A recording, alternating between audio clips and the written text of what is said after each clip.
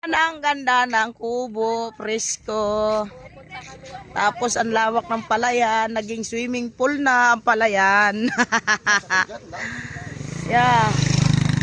Anong pangalan lugar to? Anong lugar ng pangalan to? Duyong.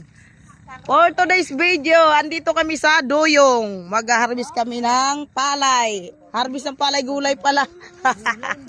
Tara, let's go guys. Ayan ang kubo, yan maganda. Pa naman ma-harvest ang Tapos tabi kayo dito. Tapos yung tubig, kinukuha na ng palayan para sa para buhay. Ayun na pala si Busing ho, nauna-una na.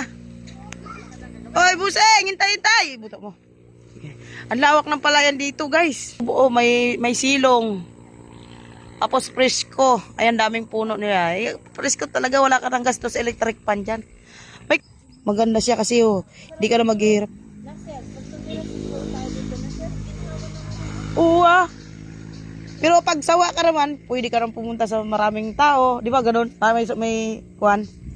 Daming ukra. Hindi ka na maghihirap sa tubig, magdilig ng gulay kasi ayan ang tubig mismo. Ayan ang tubig mismo. Ayan. Kamuting kahoy din sila. Oo. Ayan. Oo.